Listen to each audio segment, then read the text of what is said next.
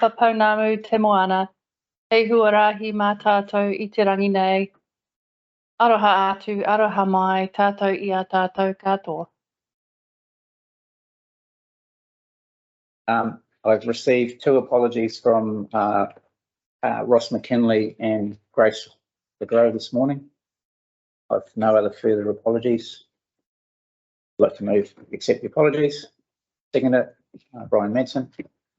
Ava, aye. Aye. Eric.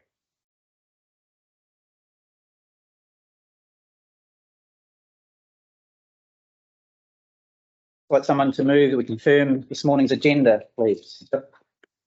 Greg, seconded. Councillor Vincent, those in favour? Aye. Against? Carried. Also lots. Oh, there's always one guy, eh? Why did it have to be the boss guy? My apologies, new phone. Yeah, thank you. Hang on, you might have to look. Oh, sorry. Apologies for that.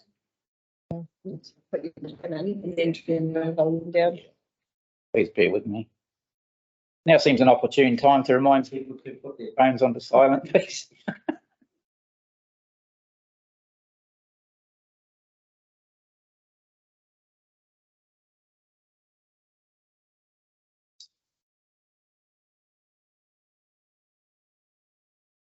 I'd also like to take this opportunity to remind members to declare any potential conflicts of interest with items on the agenda. I don't believe at this point there are any, but should a conflict arise or arise a conflict that may arise, declare it now or declare it at the time.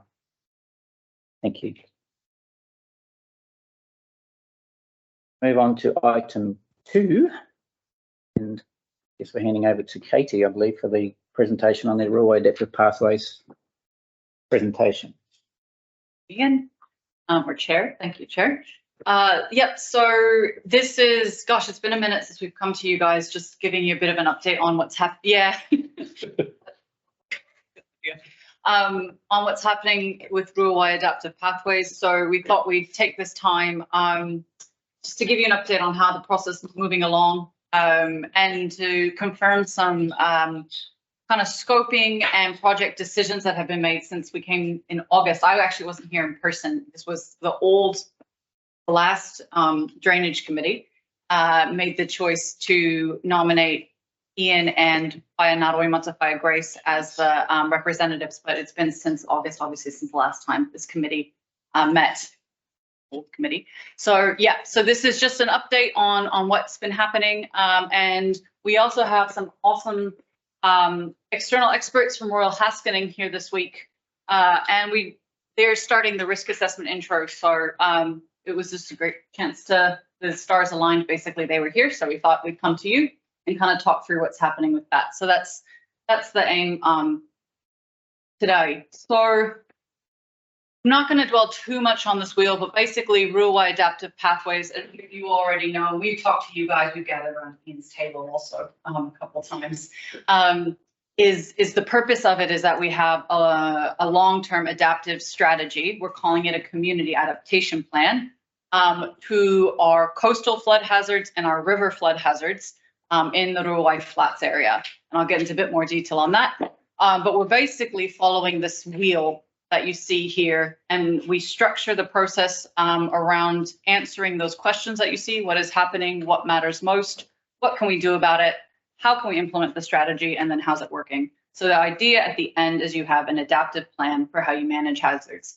And obviously here in this place, you all are have a huge role in that because you have been managing hazards for, I wouldn't say you guys personally 100 years plus, but the drainage committee has been in the drainage scheme. So we're doing this through the Ruai Community Panel. They're the center of this process, the heart of this process, and that panel is working through these questions. We're also engaging the Ruai community more widely. We're about to actually start a bunch of work this month. I can talk to that if you guys want. So we're kind of we're moving out of step 1 and into step 2 and kind of starting to get into step 3. If you can see it there, it's a little hard to read, but Sean's going to go into that in a little bit more detail. But that's where we're kind of sitting. So we've really been taking some time to do the prep and context. It just takes a bit to get things going. So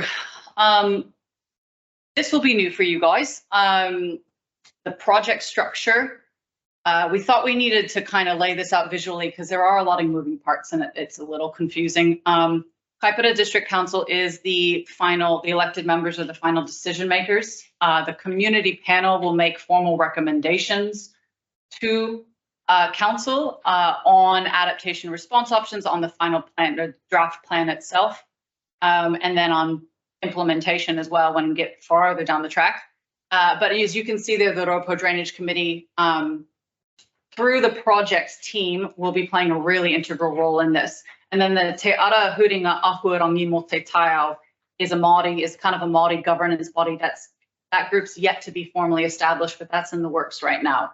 And that's just providing the mana whenua kind of perspective and Te Māori lens. And then underneath it, and that's these guys here to my right, you've got the technical advisory group that's just supporting, basically making sure we got the information we need. So yeah, that's the project structure in a nutshell. Project area, this will be familiar to you guys. Basically, the drainage scheme itself, the flats, going back to the hills kind of as much as we need to in terms of capturing that catchment, but not too far back. And then the Te Kōwhai area, we're still working out exactly how that will go because obviously that doesn't sit under this committee. That's its own thing. So the Te Kōwhai area, the exact project area is still forming some agreement around how that will look. But we do know we'll absolutely capture where there is active, flooding in the Te Kōwhai area, as you guys know well. So and probably a bit back into the hills. So that's the project area. Timelines. So if you see that little black flag, that's where we're sitting now. We've taken a little bit of time, like I said, to kind of get things going, get the panel established. We all loaded up on one of the Leaborn school buses back in, was that November, December? November? Yeah, November. And all the panelists, we all got on a bus. Councillor Vincent was there, and we drove around the drainage scheme. And so that was one of the kind of starting points for the panel to understand the scheme. So this is, community members, you guys will know them. And just on Tuesday, we had our first panel meeting, which was around understanding those coastal hazards. So just the aims and the objectives really were reaffirming the purpose of adaptive pathways, sharing experiences and reflections. People had a lot of stories. We got around a table in small groups and just shared what people saw and what they experienced. And then we got the panel kind of to a place of understanding hazards, exposure, vulnerability, these kinds of technical terms. So we talked that through, and then started looking through the initial modeling and the maps. We sort of got into risk conversations and the differences between when we say a hazard, what a hazard is, and a risk. And these guys will talk a little bit more about that. So this just happened on Tuesday in this room. There was about 30 people in the room. And I think it went well. I think we kind of had a loose conversation yesterday, and we think these were the 5 things we were hoping to achieve, and the project team feels like we achieved that. So if you bump into anyone, I won't list all the panelists right now. They're on the website if you want to check it out, but you can talk to them too. So, I missed one. There's so there is a slide missing, but why we're kind of coming to you to give you a bit of an update is really around, like I said before, the relationship between the Drainage Committee and the working group as well, and the Ruai Adaptive Pathways Project, the project team. And it's really critical. So the report did outline this. I'll just repeat it. We will come to you guys for advice on anything that has to do with the drainage scheme in the first instance. So any technical advice we need on the drainage scheme, with running assessments, any kind of potential decisions the panel will be working through to then make recommendations to council, we will be coming to you all in the first instance because you are, and from a management perspective, obviously it's critical. And then any formal recommendations that the panel is going to make, the community panel will make to council, will come to you guys in the first instance as the committee to consider those, ideally to approve, but to consider in the first instance. So we recognize that this is a critical governance kind of checkpoint almost, and then just from a technical side of things. And we're already starting that through the risk assessment process, and I'll let these guys speak to it. But this is kind of the expected input that we're going to be coming to you for throughout the year and into a little bit into next year. So risk assessment first up, looking at kind of understanding the capacity of the scheme and some of those thresholds of the scheme. Some direction on if we do break up the project area into sub areas, if we need to do that or not. And then when we get into the kind of what are those response options, and then what are those preferred recommended pathways. And then when we get into looking at those different options, what are those signals or triggers that tell us it's time to switch responses or start a new response? So that's kind of what we're gonna just laying out what we're coming to you guys for in the future. So we're always gonna be touching base with you guys. You won't be left in the lurch. And then obviously Ian and Faya Grace are that bridge as well, because they're on the panel. Yeah. Okay. Do we want to, through the chair, do we want to pause for questions now or go through just into the risk assessment? We can continue on. Can I ask if anyone does have a question while it's fresh? Yeah, just around process. Where we got to with LiDAR mapping, we don't want to repeat that, obviously. So the consultants who are doing this work will come up with a draft, or they come up with a final to try and avoid that happening again. Just to clarify with what Greg's referring to around the LiDAR mapping, etc., was NRC's first response at flood mapping for the district, which this committee opposed as inaccurate. Obviously, we fought long and hard, and just literally this week, the new flood modelling that we've been working on for the last 18 months is now about to be released. In fact, the final models were done literally on Tuesday morning, I think, prior to the panel meeting. So what we do have now is, in my personal opinion, is about as an accurate model as we could expect.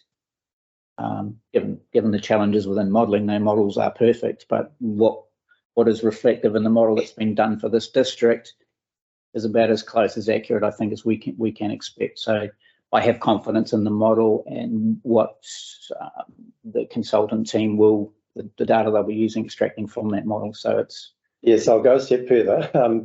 So if you look at the council papers we've got today, I don't know this any way to sound negative, but you know, the risk assessment, you'd have to say is naive in there. What you would normally see in risk. I mean, for example, around degradation of bank, you know, the greatest single threat we've actually had that I can ever see is actually human interference. That certainly happened over Hikurangi as well. It's not even there. So I just sort of wonder, based on what we have today, would it be helpful if the committee, because the consultants are going to mine the data that's there, would it be helpful if the committee, when we have our working group at Egan's, actually sat down and we had a decent crack, because we get this stuff as top down, not bottom up. We've never had a go at that since I've been here. Actually, what the risks of what we've got today actually are from a very practical sort of our experience, and actually get that risk assessment, which actually sits in the council papers, into a form that's actually useful. It's not today. So do you mean to? So through the chair. So that's actually the purpose of coming today. We're just in the initial phases of that. So we do. So the attachment that you saw is kind of the. Sorry, I just swallowed some coffee grounds in my last sip. It scopes out kind of what we're hoping to achieve. That was the contract, but there's no output of a risk assessment yet because we're just starting. No, sorry, and I understand that absolutely. What I'm talking about is what we've historically had in the 5 years I've been on this committee from council. Oh yeah. It tells me council, as a council, isn't well advanced on risk assessment at all as an organisation.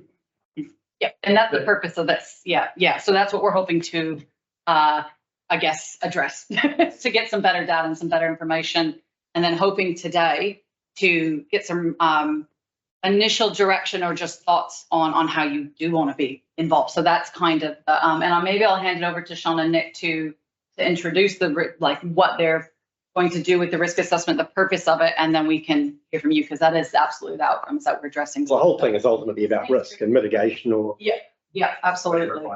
Yeah, and it's pretty timely with what's just happened too. I know it's on the front of everyone's mind. So I'll hand it, if that's all right with Chair, I'll hand it over to Sean and Nick to just, talk through kind of and give a bit of an intro to the risk assessment. Do you guys want to drive the? So kia ora, I'm Sean John and I work for Royal Haskoning and DHV, and the company, but I'm a coastal adaptation specialist. My background's in geomorphology, so coastal processes, but also fluvial processes, flooding, all those sorts of things. Lots of things to do with the water's edge and the management of the water's edge. In the last few years, I've been working on a number of projects on climate change adaptation. So developing pathways, for example, for Thames Coromandel. And I've also done a lot of work recently with Auckland Council as well. And speaking for Nick for a minute, he can introduce himself, but we've got two roles in this project. One is to support the team, the project team, in the way that their interactions with the community. So we're helping with that facilitation process. So that's largely me. But we're also being commissioned to do this risk assessment, so a specialist piece of work to look at risk. I'll come on to that in a minute. Nick's our one of the directors from our Australian team, and he's leading that campaign. So, do you want to say thank you for the invite here. So my name is Nick Lewis. Background is predominantly earth science, but I've also got 15 years working on flood schemes and the engineering background to those. I'll be providing technical input and some oversight to this particular part of the project, which is the actual risk assessment side. As you're already aware that the sort of hazards and the technical assessment of hazards already been done. And we had a good look around yesterday. He showed us around the schemes, very, very, very impressive actually, and I'll certainly be sharing that back to the team when we get back to Australia. That's sort of my role in the project, technical input oversight to all the different hazard mechanisms and the flood risk process.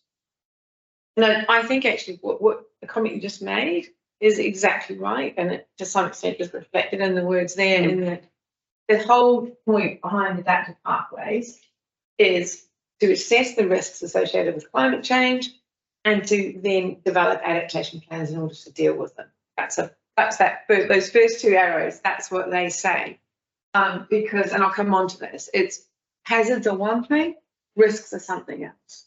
And we need to move from the hazards to the risks, and then in the context of values and so on and so forth, develop our strategies, how we're going to mitigate and adapt to those risks. I'm building on the values of this community, which includes this committee as a fundamental part of that. And so to answer the question you asked earlier, we're more than happy to share our draft outputs, because we'll be providing outputs in stages. I'm sorry, Kate, I'm saying this without agreeing with you, but we're more than happy to share our draft. And that's good practice too, isn't it?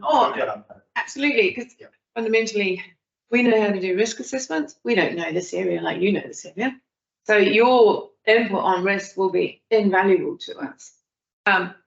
Katie's already described this, but we have this model now. You have this model now. And as Ian said, it's pretty good. You know, we keep saying models are never right, but it's probably as good as you can ever expect it to be. The next stage is values and so on, which we'll be talking to the community panel about, as well as yourselves. Our role is that second circle on there is to do the vulnerability and risk assessment. And that is to really, you need to really interrogate the hazard information to think about what it means and what it means in the context of the assets and the things you value here, in order to determine what the vulnerability of those assets are and therefore what the consequences. So I'll come on to that in a second.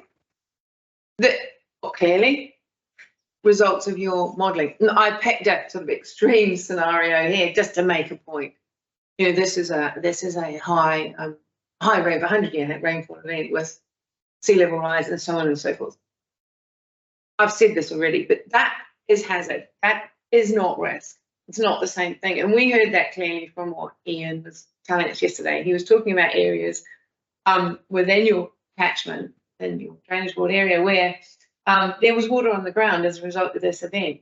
But that is actually how the system's expected to perform and behave. That's actually not something that you are not used to. That isn't something we should say, oh my God, there's water on the ground. The drainage system's meant to deal with that, and in most circumstances will take that away. So it doesn't necessarily equate to risk. It becomes risk when other things happen. So, you know, your roads are cut off, or you know, the water stands on the ground for too long. Those sorts of things. So this cycle here, we showed this to the panel on community panel on Tuesday night, but didn't talk about it in too much detail. But that our role is to get to the middle of that Venn diagram. Really, it's you've got hazard. That is one thing. So what hazards are actually relevant to you, and which hazards are preeminent amongst those? And we would say, and you'll know this, that's actually it's your surface water issue. It's your rainfall that are the bigger issue for you rather than the coastal events. Now, in the future, that could well change. So you think about that, then you think about likelihood, you know, because that's something else as well. Then you think about exposure. So what's going to be exposed, but not just in terms of it'll get wet. As I said, it's how long will it stand there for? What will the depth of water be? What will the flows be like? Because that's all about, well, it informs vulnerability. Are you going to be vulnerable to the fact you're exposed to that hazard? All of which you end up with risk. That's the process we're going to go through. This is an example from work we did in the Coromandel. I quite like it because it's a place where, if you just looked at that, blue is the area that's vulnerable to a 100-year storm. Now, without sea level rise, it doesn't matter. The point is, you look at that map, and there's blue and orange and red going over a large area of the land there. And you would think, well, gosh, that's at risk. Actually, it's not. So there's high exposure, but low vulnerability. There are people there. There are homes there, but they're actually built. They're raised up. They're used to storms coming at them on the coast there. So they're actually high exposure, low vulnerability, so there's a moderate risk. So you have a lesser concern, therefore, in a location like that, and that's the difference between hazard exposure and risk. And this is again an example from the Coromandel where it's from a fan delta on the west coast to Peru, and this is a summary of a lot of information and a lot of analysis, but this is the sort of thing you can expect from us, and this is the sort of thing we'd want you to comment on, because we're looking at different scenarios, and at the top there, their big hazards are coastal inundation. More so than erosion. They do have some erosional issues, but that's what they're facing as a threat. So even a storm event now on a king tide is going to affect them badly. It comes from the right direction. The cyclone, luckily for them, didn't. It came on, it hit the other coast. But and then it shows you a 1 in 20 year storm. The king tide's a 1 in 20 year storm, 1 in 100-year storm, in different sea level rise scenarios, and it shows you what's at risk, how many kilometres of road, what sorts of buildings. Then it looks at sort of their key assets and what might be affected. When you know that helps you, and it helps inform things like thresholds. So if you know you're going to have 300 millimetres of water running over a particular area and going into homes, you can say to your community, well, is that tolerable or not? I mean, in that example, you would assume the answer is no. If your road's going to be closed once every 6 months, we found that, I remember the answer was often, yeah, that's okay. We can cope with that. We want to stay here. We don't want to change our infrastructure. We're good with that. When you get to a point where your road's going to be closed for X hours once a month rather than once every 6 months, then they actually know that isn't tolerable for us. And so that's when the risk becomes an issue, and you set your threshold and you think about adaptation and what you need to do in advance of that. So this is basically showing you what we're going to do. So we went, as you know, you just heard, around the area with Ian yesterday. We now need to look in a lot more detail, and through using GIS, so spatial analysis, we'll look at the hazards, we'll look at your assets, we'll look at the vulnerability of your assets, where they're raised, where they're not, what they're vulnerable to. You know, your substation, for example. You know, where is that sitting? What might affect that? Where might you need to be concerned? And you build that up, and then you use that to inform the next stage of the process. So just be so that the tolerance for risk will be community decision. Yes. And then when you've got like a state highway going through here, the community might have a view, the owner of the state highway might have another. A few twists and in there, aren't there? Yeah. So that's my job to kind of essentially continuously bug Wakakotahi until they join this, or to make sure that they're lined up. We have through there's a lifelines group forum, so it's all like the different lifelines infrastructure. There is a lead kind of resilience person who already works in that space. So so they've been invited to essentially be kind of a stakeholder and a technical advisor in this space, just to make sure we're lined up. Same with NTA. We're working with NTA quite significantly on this, and obviously in the past couple of weeks, they've been a little busy. But yeah, who's the operations lead? I can't remember the gentleman's name now. That's fine. So that's, they've been invited. Same with the likes of Department of Conservation as well, and like Ministry for Ed and stuff, because you got your school sites. So that's kind of, we are thinking about who needs to be in the picture early, to make sure when whatever comes out of this isn't a surprise to them, and they're lining up. And then the insurance vulnerability, I mean, the community might have does that end up in the mix anywhere? Yeah, it does. It's not something you consider at the risk stage, but it is definitely something you consider when you develop your adaptive pathways, because you think about what's your trigger for change. And we're fully aware that in a lot of cases, the trigger for change is going to be insurance retreat, loss of insurance. So it won't be something physical, like, storm frequency increasing. It will be when the insurers decide to withdraw. And they normally are data driven, aren't they? Yeah, they are. Yeah, so they are. It is a bit circular. It is.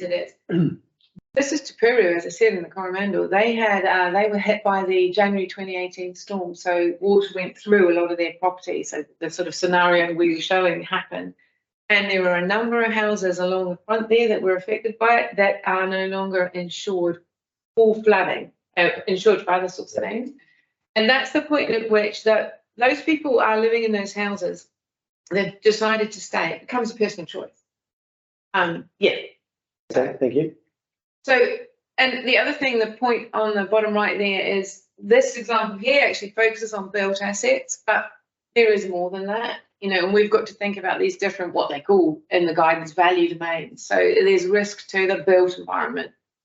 And within that, there's different asset classes. We were thinking about this yesterday when we were on the tour, jumping to another point, but we can't see a way of nicely, and nor would we want to, dividing up the drainage, your drainage scheme area.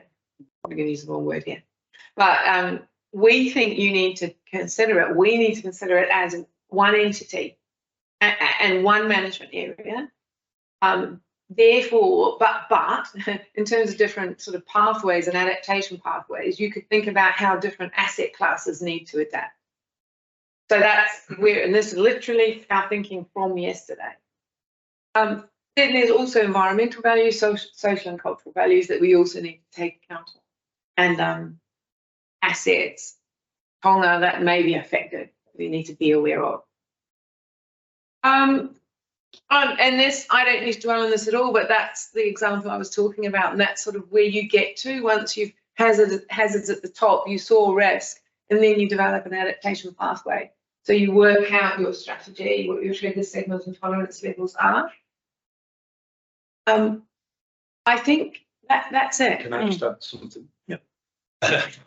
Just to add a point there, if you just go back, Sean, because it's I should have jumped in there, so sorry about that. You mentioned insurance and how that needs to be considered as part of in the mix. I think that's a good term because it is a little bit of a process. Also at the beginning, you mentioned linking to risk is your current infrastructure, because you have current mitigation infrastructure, lots of it. So that also needs to go in the mix somewhere.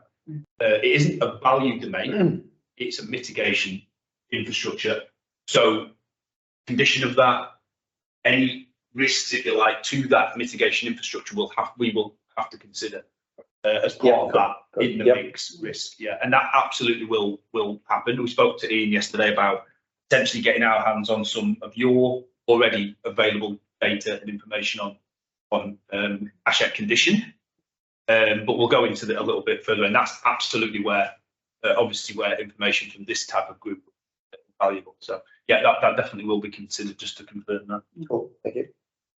So the only thing I'd say, one thing that we didn't think about doing today was our risk assessment project, mini project, has got stages in it.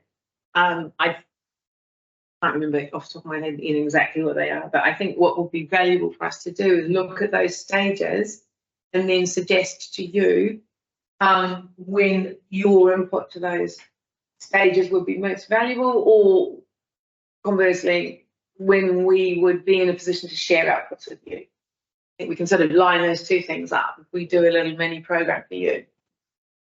And just building on again that first point about draft and final, this is not even that remotely like that process. You know, it's a continual process. There'll be way more touch points than just draft and final. It's a whole process, and that's part of the beauty of it, I guess. So to iterate that. Yeah. Yeah, right. Thank you. Thank you, team. Again. Thank you for that presentation. Thank you. There's no further questions. I'd like to move that we note that report. Seconder, please. Okay, Dave Hart. All those in favour? Abstention. Carried.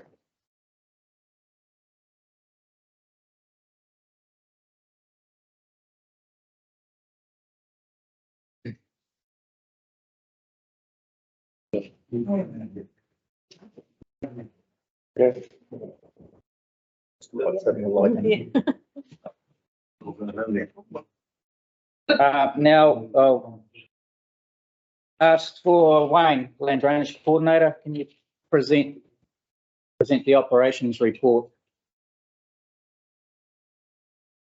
Can we read this out?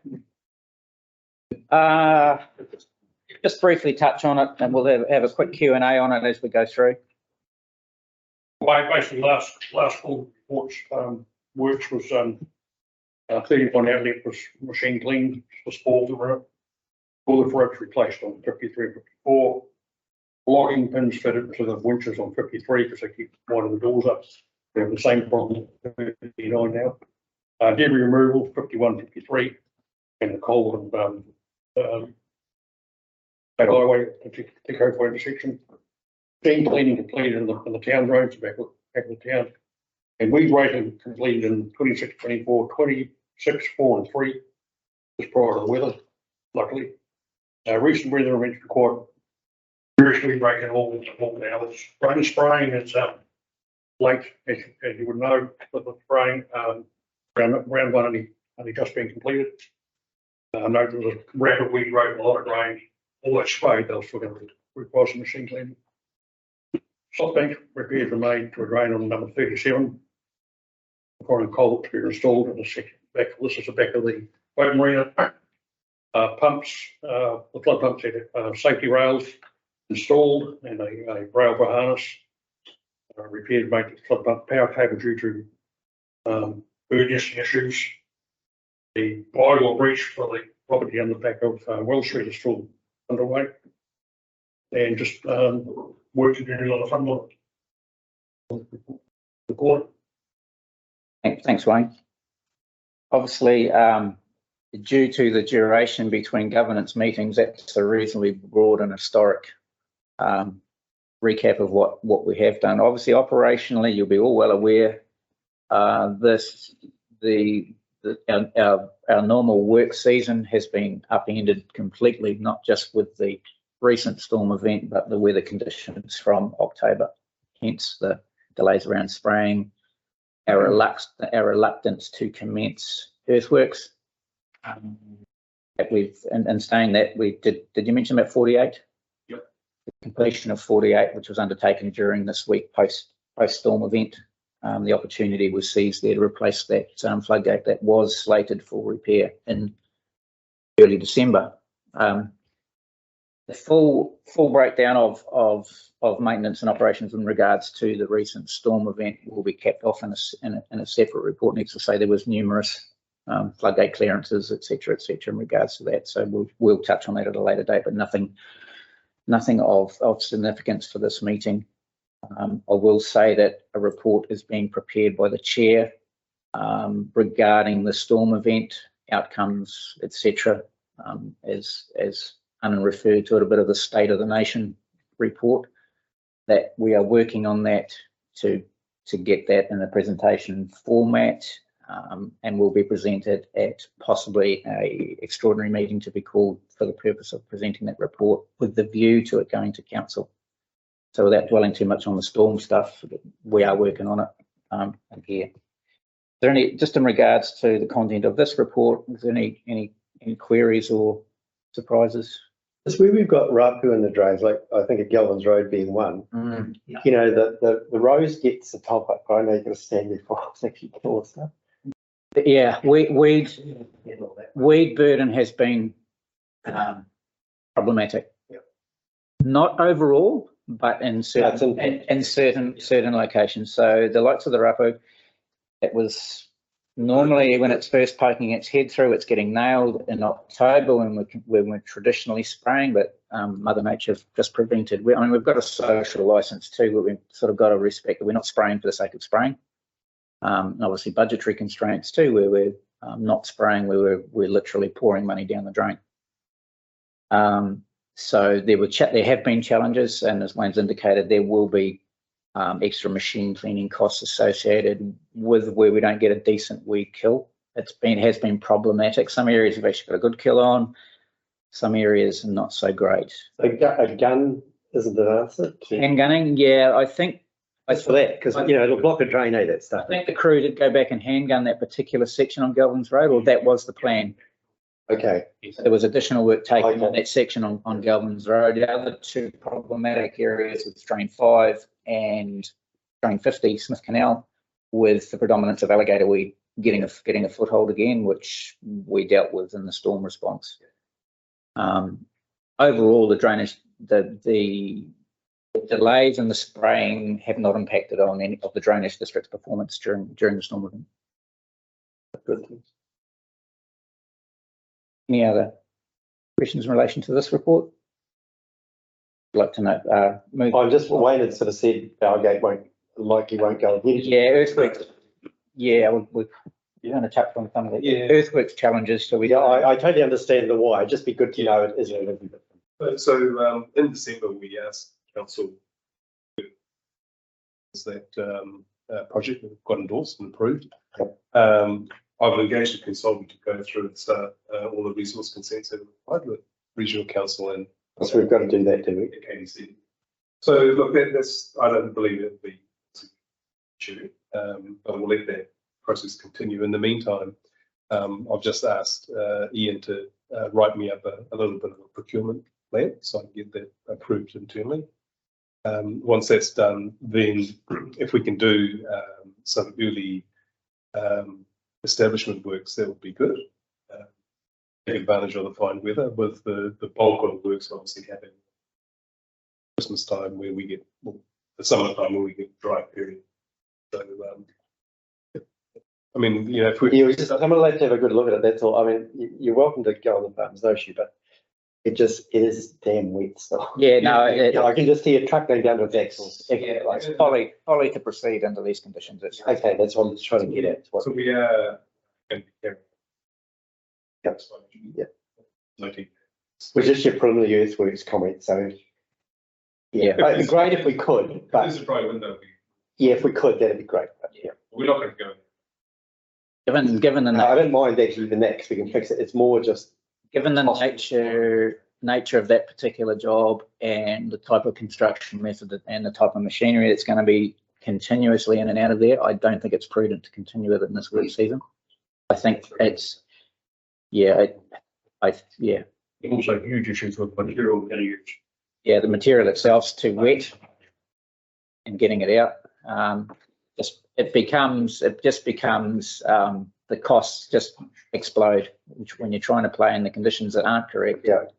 It's not feasible to continue. We just have to bite the bullet, carry it over, and progress at earnest as soon as the first opportunity. So going past Mads, you know, the truck stuck and it's a lot dry land, went down to its chassis, didn't it? Yeah, these are unique conditions that we've been under since October. The intention is still to have it as a high priority. So it is on our top things.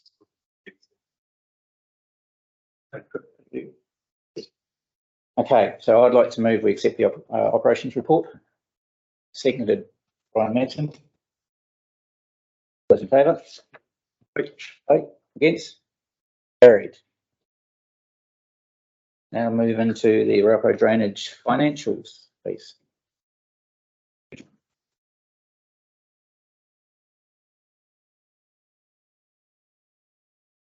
Everyone, I'm Amanda. I'm the new Finance and Risk Manager at Kapiti District Council. The financial report was sent out to everybody, but I will. To January 2023, there is a total of $937,000 carried forward into periods. That is $200 from this current financial year. The operating and capital costs of both budget. Capital costs are mainly due to Murphy Bowers floodgate, not yet complete. If I may just say, we need to change that wording to stop bank to not floodgate. Yeah. Probably should look at another title for that project too.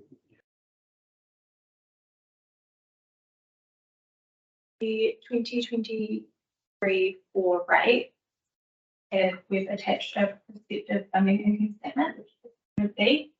This is to show how the operational and capital expenditure for the financial year will be funded. We have kept the targeted rates in line with the 23 financial year, and council have indicated at the 1st of March briefing that they support this targeted rates value.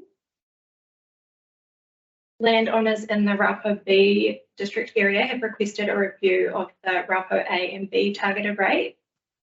There are currently 5 properties that contribute to the B rate and 271 properties, including the 5 that contribute to the District A rate. The request is that the A and B rates be combined, and this is to go to consultation. The affected rate payers. Just, I couldn't see it there. Just what's the financial consequence if that goes through on us? So, Just really roughly. yeah. So we have just done a real high at the moment, and this will go to consultation. But at the moment, there are only 28 properties that will have over $100 increase in the rate, and 242 properties that would increase by less than $100. And the highest impacted rate payer is $700, and the next is $450. The net for the committees again. It will remain the same. Oh, okay. But Oh, it will just just be distributed. Redistribution of the yes. Yeah, okay. Okay, sorry, that's fine. Yeah, okay. And the lowest impacted rate is 50. There will be some that won't be material. But net, we're neutral. I didn't realise that. Thank you, Mr. Chairman. I just would like some clarification. The status of this, the A and the B ratepayers. I had assumed that the Bs would have been ones outside the stop bank. Can I give some context to that? So this has been an ongoing discussion for the last triennium as well. Timings are around different plan establishment.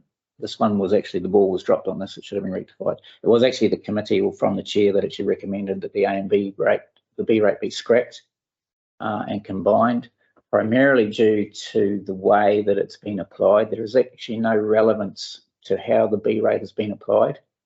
It makes no physical sense. It just effectively creates a bureaucratic nightmare.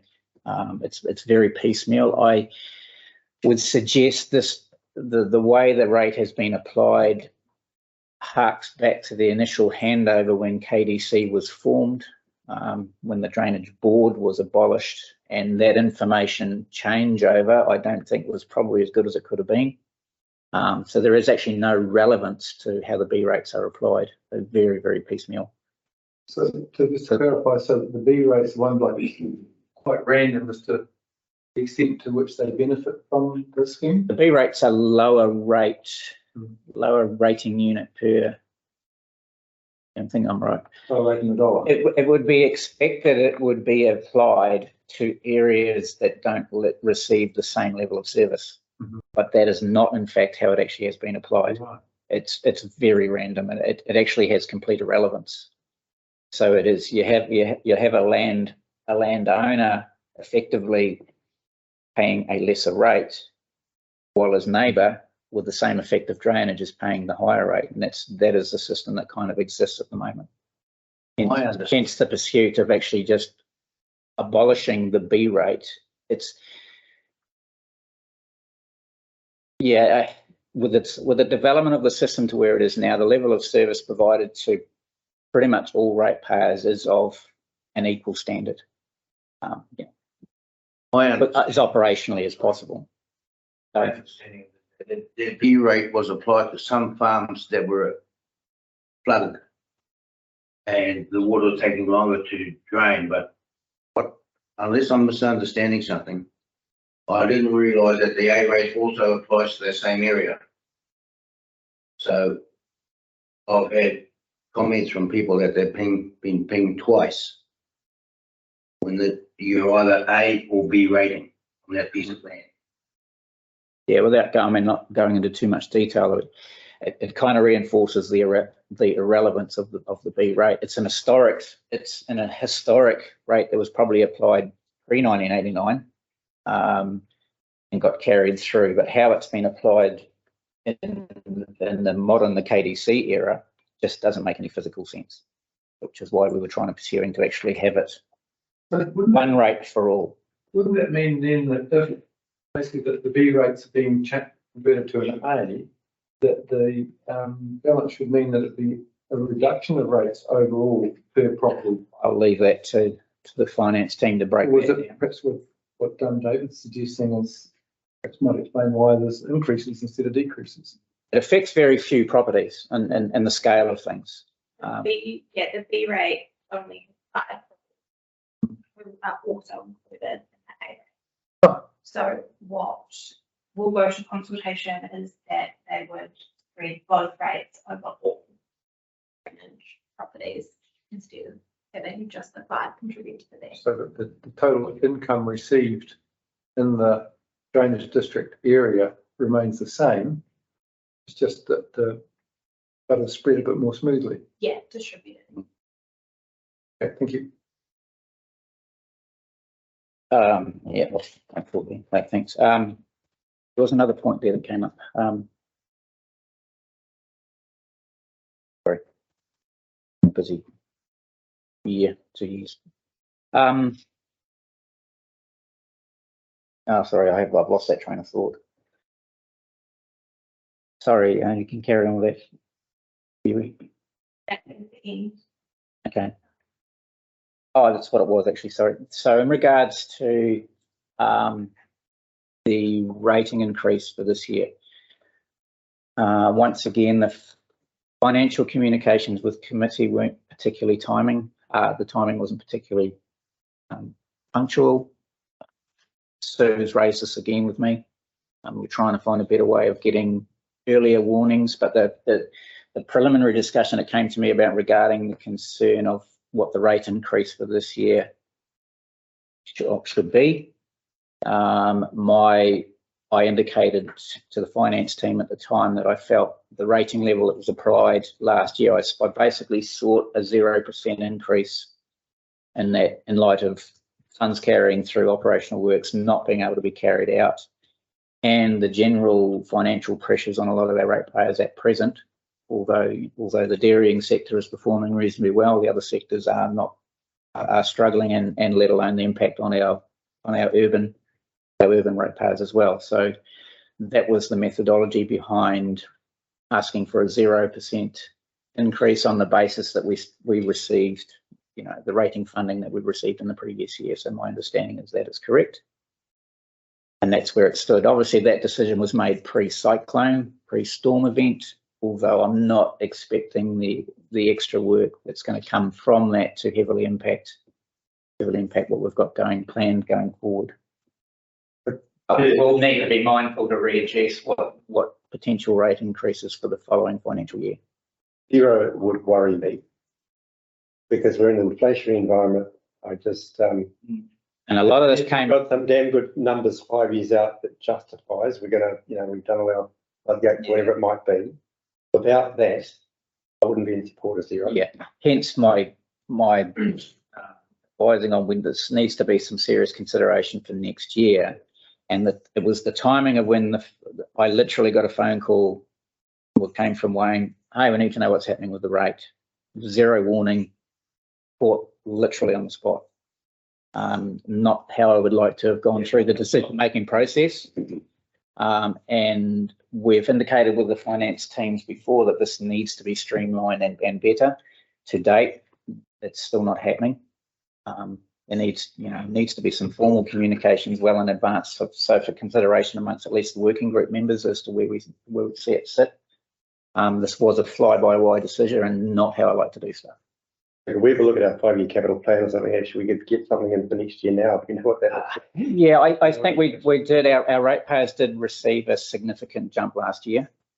The rate take, you know, there was a significant increase last year. I sort of balanced that off with, you know, the fact that our lack of spend. I didn't want to be caught in a position where we were accruing. Our funds carried forward, our financials are quite healthy. I didn't want to be perceived as just accruing for the sake of accruing in times that aren't necessarily, you know, they're not as financially rewarding for all of our ratepayers right at this point in time, particularly the timber industry, the cropping industry, the maize croppers, and, you know, the impacts on individual households.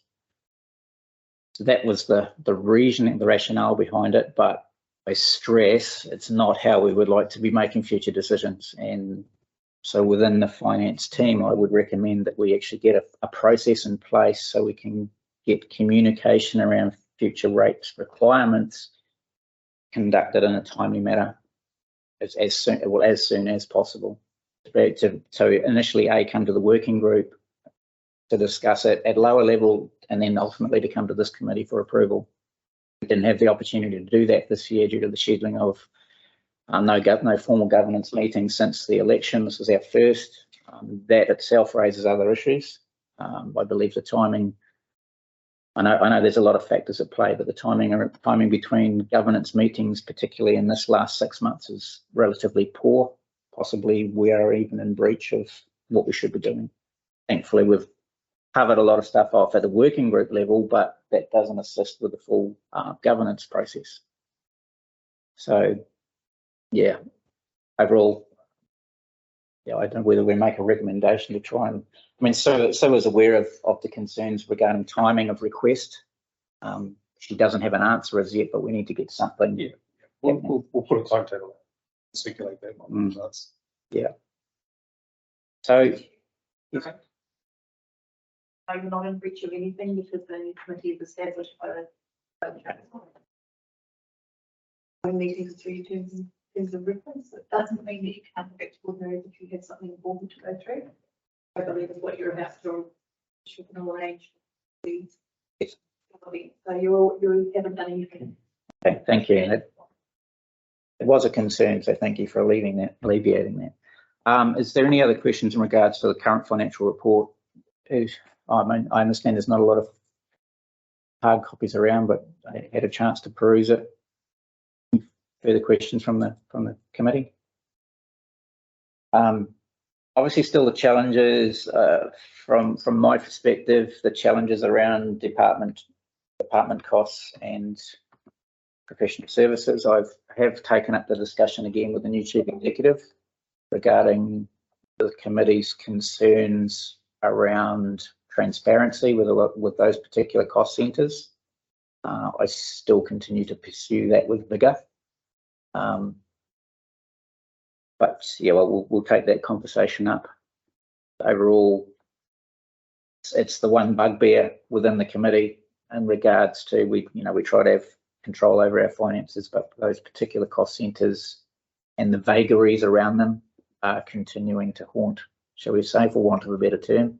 So intend rather to continue to progress that discussion with the chief executive and the finance on it. But apart from that, I'd like to move that we accept this financial report in front of us today. Second, Brian Manson. All those in favour? Aye. Aye. Against? Carried. Thank you, Amanda.